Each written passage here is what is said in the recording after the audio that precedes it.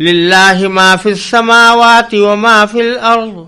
وَإِن تُبْدُوا مَا فِي أَنفُسِكُمْ أَوْ تُخْفُوهُ يُحَاسِبْكُم بِهِ اللَّهُ فَيَغْفِرُ لِمَن يَشَاءُ وَيُعَذِّبُ مَن يَشَاءُ وَاللَّهُ عَلَى كُلِّ شَيْءٍ قَدِيرٌ آمَنَ الرَّسُولُ بِمَا أُنزِلَ إِلَيْهِ مِن رَّبِّهِ وَالْمُؤْمِنُونَ كل آمن بالله وملائكته وكتبه ورسله لا نفرق بين أحد من رسله وقالوا سمعنا وأطعنا غفرانك ربنا وإليك المصير لا يكلف الله نفسا إلا وسعها لها ما كسبت وعليها ما اكتسبت ربنا لا تؤاخذنا إن نسينا أو أخطأنا ربنا ولا تحمل علينا إصرا كما حملته على الذين من قبلنا ربنا ولا تحملنا ما لا طاقة لنا به واعف عنا واغفر لنا وارحمنا انت مولانا فانصرنا على القوم الكافرین۔ جو کچھ آسمانوں میں ہے اور جو کچھ زمین میں ہے سب اللہ ہی کا ہے، اور جو باتیں تمہارے دلوں میں ہیں خواہ تم ان کو ظاہر کرو یا چھپاؤ، اللہ تم سے ان کا حساب لے گا، پھر جس کو چاہے گا معاف کر دے گا اور جس کو چاہے گا سزا دے گا، اور اللہ ہر چیز پر قدرت رکھتا ہے۔ یہ رسول یعنی حضرت محمد صلی اللہ علیہ وسلم اس چیز پر ایمان لائے ہیں جو ان کی طرف ان کے رب کی طرف سے نازل کی گئی ہے، اور ان کے ساتھ تمام مسلمان بھی۔ یہ سب اللہ پر، اس کے فرشتوں پر، اس کی کتابوں پر اور اس کے رسولوں پر ایمان لائے ہیں۔ وہ کہتے ہیں کہ ہم اس کے رسولوں کے درمیان کوئی تفریق نہیں کرتے کہ کسی پر ایمان لائیں کسی پر نہ لائیں، اور وہ یہ کہتے ہیں کہ ہم نے اللہ اور رسول کے احکام کو توجہ سے سن لیا ہے اور ہم خوشی سے ان کی تعمیل کرتے ہیں۔ اے ہمارے پروردگار، ہم آپ کی مغفرت کے طلبگار ہیں اور آپ ہی کی طرف ہمیں لوٹ کر جانا ہے۔ اللہ کسی بھی شخص کو اس کی وسعت سے زیادہ ذمہ داری نہیں سونپتا، اس کو فائدہ بھی اسی کام سے ہوگا جو اپنے ارادے سے کرے، اور نقصان بھی اسی کام سے ہوگا جو وہ اپنے ارادے سے کرے۔ مسلمانوں، اللہ سے یہ دعا کیا کرو کہ اے ہمارے پروردگار، اگر ہم سے کوئی بھول چوک ہو جائے تو ہماری گرفت نہ فرمائیے، اور اے ہمارے پروردگار، ہم پر اس طرح کا بوجھ نہ ڈالیے جیسا آپ نے ہم سے پہلے لوگوں پر ڈالا تھا، اور اے ہمارے پروردگار، ہم پر ایسا بوجھ نہ ڈالیے جسے اٹھانے کی ہم میں طاقت نہ ہو، اور ہماری خطاؤں سے درگزر فرمائیے، ہمیں بخش دیجیے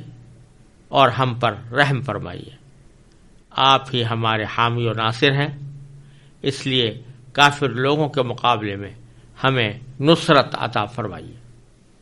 یہ سورہ بقرہ کا آخری رکوع ہے جس کی تلاوت اور ترجمہ ابھی آپ نے سنا۔ یہ چونکہ سورہ بقرہ کی آخری آیات ہیں، اس لیے ان کی حیثیت پورے سورہ بقرہ کے خاتمے کی ہے، جیسے کہ ایک طویل مضمون یا طویل کتاب کی تالیف کے بعد عام طور سے مؤلفین یہ کرتے ہیں کہ آخر میں کوئی اصولی قسم کی بات ایسی کر دیتے ہیں جو پوری کتاب کے اوپر حاوی ہو، اس کو خاتمہ بھی کہا جاتا ہے۔ تو اسی قسم کا یہ رکوع ہے۔ آپ نے دیکھا کہ سورہ بقرہ کے اندر اللہ تبارک و تعالی نے بہت تفصیل کے ساتھ ایمان اور کفر کی حقیقت بھی واضح فرمائی، بہت سے عقائد بھی بیان فرمائے، اس میں اللہ تبارک و تعالی نے بہت سے احکام بھی بیان فرمائے، یہودیوں اور بنی اسرائیل کی طرف سے جو بدعنوانیاں چلی آتی تھیں ان کا بھی تذکرہ فرمایا، اور حاصل یہ کہ اللہ تبارک و تعالی نے اپنے دین کی بنیادی تعلیمات اس سورہ بقرہ کے اندر عطا فرمائی ہیں، جس میں نماز، زکوٰۃ، روزہ، قصاص، حج، جہاد، طہارت، طلاق، عدت، خلا، رضاعت، حرمت شراب، ربا، قرض، لین دین کے جائز اور ناجائز طریقے، ان سب کو اللہ تبارک و تعالی نے سورہ بقرہ کے اندر بیان فرمایا ہے۔ اسی لیے حدیث میں اس سورت کا ایک لقب سنام القرآن بھی آیا ہے، یعنی قرآن کا سب سے اعلیٰ بلند حصہ، جیسے اونٹ کا کوہان سب سے بلند ہوتا ہے، اسی طرح اس کو قرآن کریم کا بلند ترین حصہ قرار دیا گیا۔ تو آخر میں اللہ تبارک و تعالی نے اصولی طور پر 2-3 باتوں کی طرف بندے کو متوجہ فرمایا ہے کہ یہ سارے احکام تو دے دیے گئے، دین کی صحیح تشریح تمہارے سامنے پیش کر دی گئی، اب تم سے مطالبہ یہ ہے کہ ان پر ٹھیک ٹھیک عمل کرو، اور عمل کے لیے ضروری ہے کہ اس میں اخلاص ہو، جو عمل آدمی کر رہا ہے وہ اللہ تعالیٰ کی خوشنودی کے لیے کرے، اور اللہ تبارک تعالیٰ کی ذات کے سامنے جواب دہی کا احساس اس کے دل میں ہر وقت تازہ رہے، تاکہ جب بھی وہ کوئی قدم اٹھائے تو یہ سوچ کر اٹھائے کہ مجھے اللہ تبارک و تعالیٰ کی بارگاہ میں اس کی جواب دہی کرنی ہوگی۔ تو اللہ تبارک و تعالیٰ کی قدرت پر بھی اس کا ایمان اور استحضار ہو، اللہ تعالیٰ کے علم پر بھی اس کا ایمان اور استحضار ہو۔ تو اللہ تبارک و تعالیٰ نے ان تمام باتوں کے پیش نظر یہ آخر میں ایک خلاصہ، یا یہ کہنا چاہیے ایک خاتمہ ایسا عطا فرمایا ہے سورہ بقرہ کے اندر کہ جس میں اللہ تبارک و تعالیٰ نے بندے کو اس کے کرنے کے کام کی طرف بڑے مؤثر انداز میں متوجہ فرمایا۔ تو پہلی آیت میں فرمایا کہ للہ ما فی السماوات و ما فی الارض، جو کچھ آسمانوں میں ہے اور جو کچھ زمین میں ہے سب اللہ ہی کا ہے، اللہ کی ملکیت ہے، اللہ کی بادشاہی کا حصہ ہے۔ وَإِن تُبْدُوا مَا فِي أَنفُسِكُمْ أَوْ تُخْفُوهُ يُحَاسِبْكُم بِهِ اللَّهُ، اور جو تمہاری باتیں تمہارے دلوں میں ہیں خواہ تم ان کو ظاہر کرو یا چھپاؤ۔ ان تبدو ما فی انفسکم، اگر تم ظاہر کرو ان باتوں کو جو تمہارے دلوں میں ہیں، او تخفوہ، یا اس کو چھپاؤ، ظاہر نہ کرو، یحاسبکم بہ اللہ، تو اللہ تعالیٰ اس سب کا حساب تم سے لے گا۔ یہ عجیب اور بڑا متنبہ کر دینے والا جملہ ہے کہ انسان کے دل میں جو ارادے پیدا ہوتے ہیں ان ارادوں کا بھی اللہ تبارک و تعالیٰ کی بارگاہ میں حساب دینا ہوگا۔ لیکن خود قرآن کریم کی آگے جو آیات آ رہی ہیں اور اس آیت سے متعلق دوسرے احکام کی نبی کریم صلی اللہ علیہ وسلم نے جس طرح تشریح فرمائی ہے، اس کی روشنی میں یہ بات بالکل واضح ہو جاتی ہے کہ انسان کے دل میں جو خیالات یا وسوسے یا ارادے پیدا ہوتے ہیں وہ 2 قسم کے ہیں۔ ایک تو وہ خیالات ہیں جو انسان کے اختیار کے بغیر اس کے دل میں آتے رہتے ہیں، اس کے ارادے کو وہ خیال لانے میں کوئی دخل نہیں ہوتا، خود بخود آ رہے۔ تو یہ خیالات خواہ کتنے برے ہوں، کتنے گندے ہوں، کتنے غلط ہوں، چونکہ اختیار سے انسان کے اختیار سے باہر آ رہے ہیں، اس لیے اللہ تبارک و تعالیٰ کی طرف سے ان پر کوئی پکڑ نہیں ہوتی، نہ ان کا حساب دینا ہوگا۔ اور اسی بات کو واضح کرنے کے لیے اللہ تعالیٰ نے آگے فرمایا کہ لا یکلف اللہ نفسا الا وسعہا، اللہ تعالیٰ کسی بھی انسان کو اس کی وسعت سے زیادہ مکلف نہیں کرتا۔ تو اگر غیر اختیاری طور پر خیالات آ رہے ہیں، چاہے وہ کیسے بھی ہوں، تو محض خیال آ جانے کی بنیاد پر اللہ تبارک و تعالیٰ کوئی پکڑ نہیں فرمائے گا۔ لیکن دوسرے خیالات وہ ہیں جو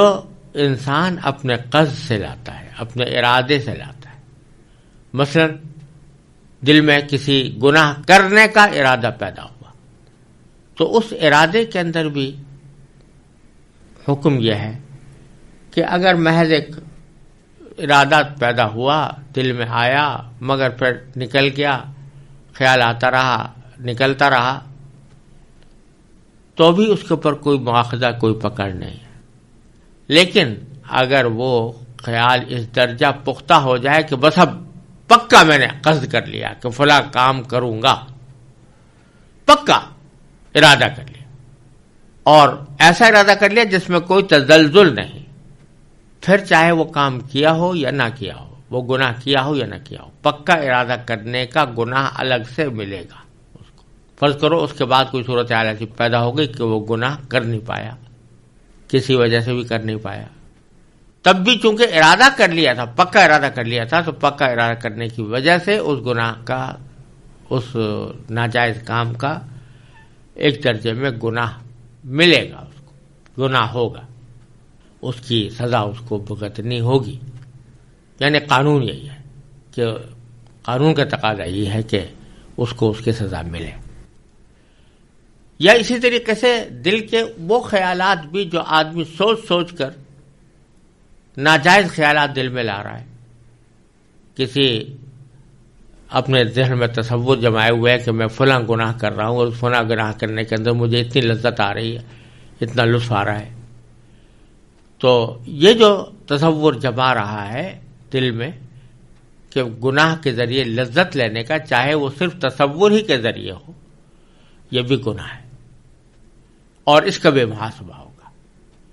تو اللہ تعالیٰ فرماتے ہیں کہ تم اپنے دل میں جو باتیں ہیں وہ تم ظاہر کرو ان کو اپنے الفاظ سے یا تحریر سے، یا ظاہر نہ کرو بلکہ چھپا کر رکھو، او تخفوہ یحاسبکم بہ اللہ، اللہ تعالیٰ تمہارا اس پر حساب لے گا۔ فیغفر لمن یشاء ویعذب من یشاء، پھر جس کو چاہے گا معاف کر دے گا اور جس کو چاہے گا سزا دے گا۔ یعنی اللہ تبارک و تعالیٰ کسی کام پر مجبور نہیں ہے کہ کسی کو ثواب دینے پر مجبور ہو یا کسی کو سزا دینے پر مجبور ہو۔ اللہ تعالیٰ تو بے نیاز ہے، کسی کا تابع فرمان نہیں، سب اس کے تابع فرمان ہے، لہذا جو عذاب وہ اگر کسی کو دے گا تو اپنی مشیت کے تحت، وہ اپنی مشیت ہی کے تحت دے گا، کوئی اس کو مجبور کرنے والا نہیں، اور اگر کسی کو معاف کرے گا تو اپنی مشیت سے اسے معاف کرے گا، کوئی اسے مجبور کرنے والا نہیں۔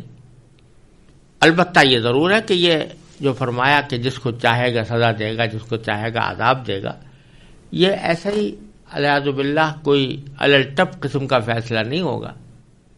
کہ جس کے پیچھے کوئی حکمت کار فرما نہ ہو۔ اللہ تعالیٰ کا کوئی فعل اور کوئی مشیت حکمت سے خالی نہیں ہوتی، لہذا معافی بھی اگر ہوگی تو اللہ تعالیٰ اپنی حکمت کے تحت معاف فرمائیں گے، اور اگر کسی کو سزا دینی ہوگی تو سزا کا فیصلہ بھی اپنی حکمت کے تحت فرمائیں گے۔ واللہ علی کل شیء قدیر، اور اللہ تعالیٰ ہر چیز پر قادر ہے، تو اس میں یہ بات بھی داخل ہے کہ کسی کو سزا دے دے، کسی کو معاف کر دے۔ یہاں ایک بات یہ ذہن میں رکھنی چاہیے کہ ان آیات کریمہ میں چونکہ مقصود در حقیقت یہ ہے کہ سارے احکام جان لینے کے بعد بندے کا اعتقاد اپنے اللہ کے اوپر مکمل ہو، اس کے ساتھ رابطہ مضبوط ہو، اس کے سامنے جواب دہی کا احساس انسان کے دل میں پیدا ہو، تو اس لیے اللہ تبارک و تعالیٰ کی صفات کا ذکر اس موقع پر بڑا مناسب تھا، اور ان صفات میں بھی دو صفتوں کا خصوصی ذکر فرمایا گیا ہے، اور جیسا کہ امام راضی رحمۃ اللہ نے فرمایا ہے کہ اللہ تعالیٰ کی تمام صفات، جتنی بھی صفات ہیں، ان کا اصل الاصول دو ہی صفتیں ہیں، ایک قدرت اور ایک علم۔ تو یہاں اللہ تبارک و تعالیٰ نے دونوں صفتوں کا اس طرح ذکر فرمایا. سب سے پہلے تو اللہ تعالیٰ کی قدرت کا ذکر ہے کہ للہ ما فی السماوات و ما فی الارض، کہ آسمان و زمین میں جو کچھ ہے سب اللہ کی ملکیت ہے. اور پھر اسی آیت کے آخر میں واللہ علی کل شیء قدیر، اللہ تعالیٰ ہر چیز پر قدرت رکھنے والا ہے.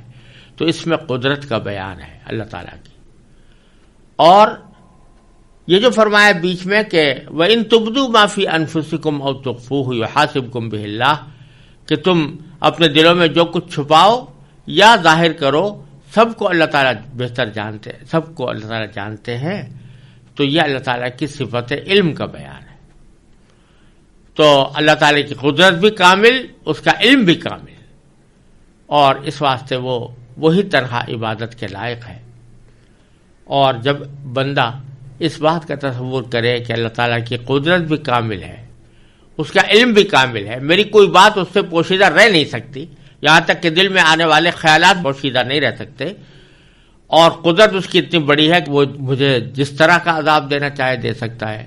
جس طرح کی پکڑ میں لینا چاہے لے سکتا ہے.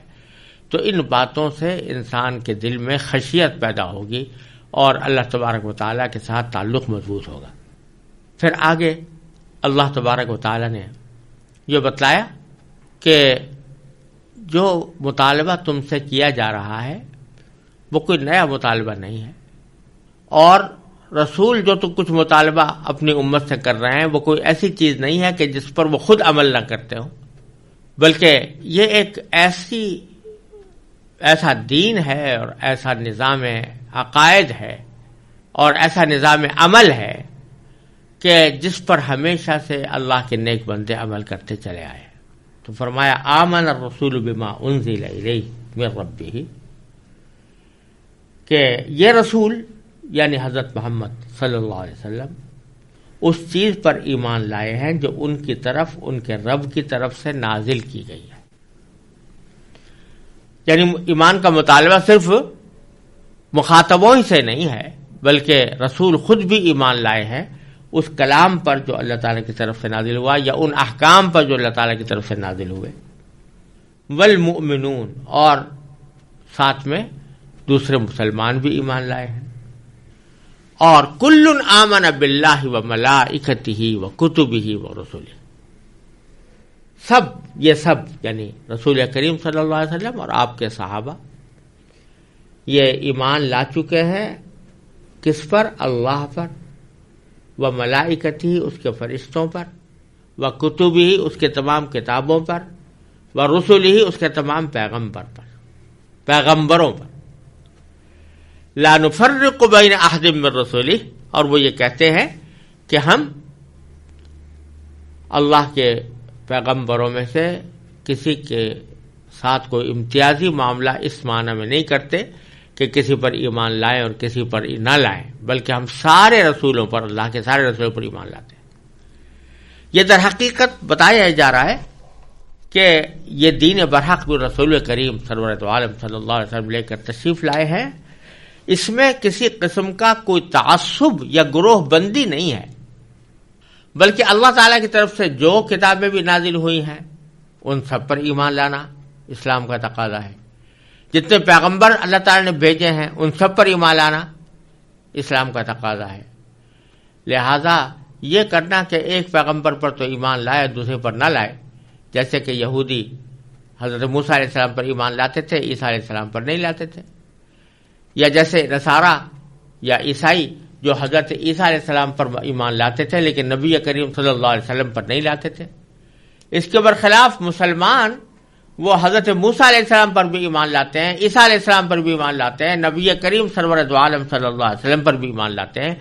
ان کے درمیان کوئی تفریق کے قائل نہیں ہے کہ ہم فلاں نبی کو مانتے ہیں اور فلاں کو نہیں مانتے. وقالوا سمعنا واطعنا، اور جو اچھے اللہ کے نیک بندے ہیں جو ایمان لا چکے ہیں وہ یہ کہتے ہیں کہ سمعنا واطعنا، اے ہمارے پروردگار ہم نے آپ کی بات سن لی اور ہم نے آپ کی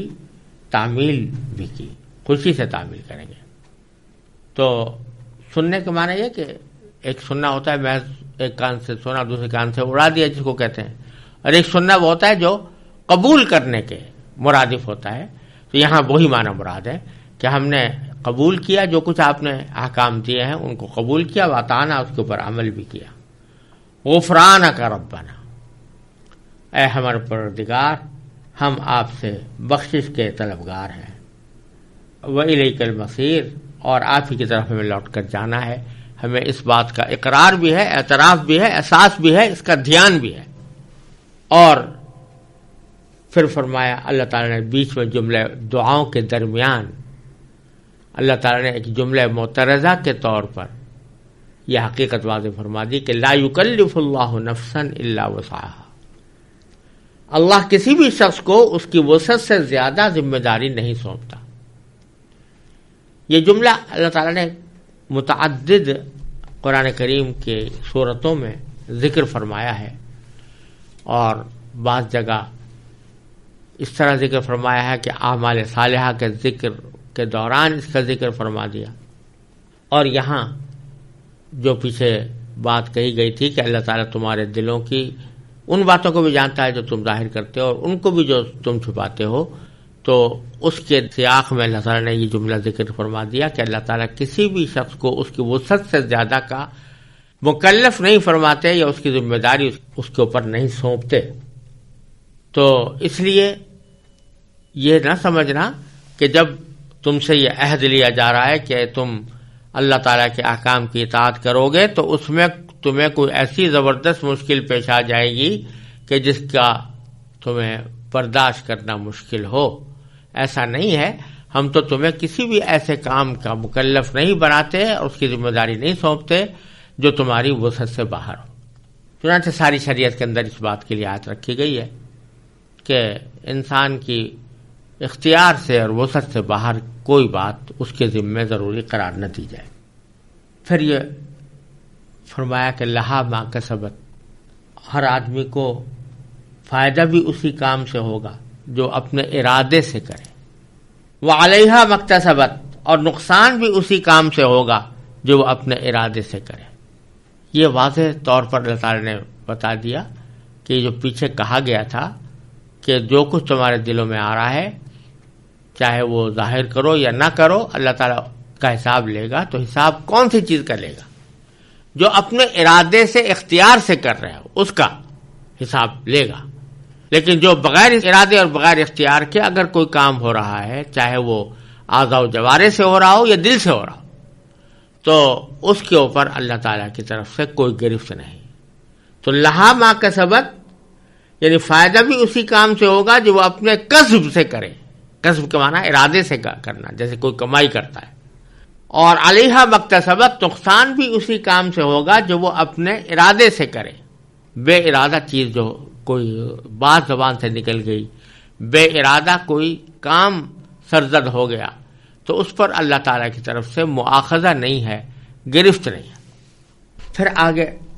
اللہ تعالیٰ نے ایک دعا تلقین فرمائی ہے اور اس دعا کے اوپر ہی سورہ بقرہ کو ختم فرمایا ہے۔ دعا تلقین فرمائی ہے کہ اے ہمارے پروردگار ربنا، اے ہمارے پروردگار لا تؤاخذنا ان نسینا و اخطانا،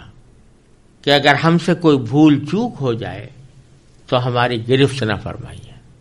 دو لفظ استعمال فرمائے ہیں، ایک خطا اور ایک نسیان۔ خطا کے معنی کوئی کام آدمی کرنا نہیں چاہ رہا تھا، غلطی سے ہو گیا، جانا کسی اور طرف چاہ رہا تھا، بے اختیار رخ کسی اور طرف ہو گیا مثلا، یہ خطا ہے۔ اور نسیان کے معنی یہ کہ کوئی چیز بھول گیا ہے تو اس کو نسیان کہتے ہیں۔ بھول ہی گیا کہ مثلا نماز پڑھنے کا وقت گزر گیا، بھول گیا کہ مجھے نماز پڑھنی تھی اور میرا وقت گزر گیا ہے، اس کا خیال نہیں رہا، کام میں مشغول ہو کر ذہن سے نکل گیا، یہ نسیان ہے۔ تو دونوں کے بارے میں اللہ تبارک و تعالیٰ سے دعا مانگی ہے کہ یا اللہ چاہے ہم سے غلطی ہوئی ہو یا بھول ہوئی ہو، دونوں چیزوں کی ہمیں اپنے رحمت سے معاف فرما دیجیے گا، یعنی اس کے اوپر ہمارا مواخذہ نہ فرمائیے گا۔ ربنا لا تؤاخذنا ان نسینا او اخطانا۔ دوسرا یہ فرمایا کہ ربنا ولا تحمل علینا اصرا کما حملتہ علی الذین من قبلنا، کہ اے ہمارے پروردگار ہم پر اس طرح کا بوجھ نہ ڈالیے جیسا آپ نے ہم سے پہلے لوگوں پر ڈالا تھا۔ بظاہر یہ اشارہ بنی اسرائیل کی طرف ہے۔ سورہ بقرہ ہی کے اندر آپ دیکھ چکے ہیں کہ ان کی پے در پے نافرمانیوں کے نتیجے میں اللہ تعالیٰ نے ان کے اوپر بعض سخت احکام عائد فرما دیے تھے، اور ان سخت احکام کی وجہ سے ان کے اوپر ان کا بڑا بوجھ پڑ گیا۔ لیکن دعا یہ کی جا رہی ہے کہ اللہ ہمیں اس طرح کا بوجھ ہمارے اوپر نہ ڈالیے، یعنی کوئی ایسا حکم آپ کی طرف سے شریعت میں نہ آئے جس کو برداشت کرنے کی ہمارے اندر طاقت نہ ہو، جس کی تعمیل کرنے کی طاقت نہ ہو۔ اور فرمایا ربنا ولا تحملنا ما لا طاقت لنا به، اے ہمارے پروردگار آپ ہم پر ایسا بوجھ نہ ڈالیے جسے اٹھانے کی ہم میں طاقت نہ ہو۔ اور پھر آخر میں فرمایا واعف عنا، ہماری خطاؤں سے درگزر فرمائیے، واغفر لنا، ہمیں بخش دیجئے، وارحمنا، اور ہم پر رحم فرمائیے۔ واعف عنا کے معنی تو یہ ہے کہ ہم سے کوئی خطا ہوئی ہے تو اس کو درگزر فرمائیں، اس کے اوپر کوئی ایکشن نہ لیں۔ واغفر لنا کے معنی اس کو بالکل چھپا دیں، ڈھانک دیں، یعنی وہ ایک تو صورت یہ ہے نا کہ نامہ اعمال کے اندر ایک عمل لکھا ہوا ہے، اور ساتھ ہی یہ بھی لکھ دیا گیا کہ اللہ تعالیٰ نے اس کو معاف کر دیا، یہ تو واعف عنا کے اندر داخل ہوگا۔ لیکن اغفر لنا کے معنی یہ ہے کہ نامہ اعمال ہی سے کاٹ دیا گیا، وہ عمل اس کو چھپا دیا گیا، وہ نامہ اعمال کے اندر بھی ظاہر نہیں ہوگا۔ تو اللہ تعالیٰ کی کتنی بڑی رحمت ہے کہ ایک صورت تو یہ تھی نا کہ اللہ تبارک و تعالیٰ ہمارے اعمال نامے کے اندر کچھ اس طرح کا حساب رکھتا ہے جیسے کہ حساب باقاعدہ اکاؤنٹس کے اندر ہوتا ہے، ڈیبٹ کریڈٹ کا حساب، کہ اتنا اس نے اچھائیاں کی، اتنی برائیاں کی، اور اتنی کی معافی مانگی، اتنی کی معافی نہیں مانگی، جتنوں کی معافی مانگی ہے، توبہ کی ہے، اس کو ہم نے معاف کر دیا، یہ ساری تفصیل اس میں لکھی ہوتی۔ لیکن اللہ تعالیٰ کی رحمت یہ ہے کہ جب کوئی بندہ صحیح معنی میں توبہ کر لیتا ہے تو پھر وہ گناہ جس سے توبہ کر لی ہے اس کے نامہ اعمال ہی سے خارج کر دیا جاتا ہے۔ یہ معنی ہے اغفر لنا کہ اس کو چھپا دیا جاتا ہے، ڈھانک دیا، اب وہ کسی کے سامنے بھی نہیں آئے گا۔ تو یہاں دونوں باتوں کی دعا کی جا رہی ہے، یا اللہ ہمیں پکڑ بھی نہ کیجیے اور ساتھ میں اس کو چھپا بھی دیجیے کہ وہ ہمارے نامہ اعمال کے اندر پھر ظاہر بھی نہ ہو۔ اور پھر آگے فرمائے ورحمنا، اور ہم پر رحم فرمائیے، یعنی رحم تو یہ بھی تھا کہ مغفرت کر دی، رحم تو یہ بھی تھا کہ معاف کر دیا، لیکن رحم کا لفظ سے زیادہ وسیع ہے، اور مطلب یہ ہے کہ یا اللہ گناہوں کو تو معاف کر ہی دیجئے،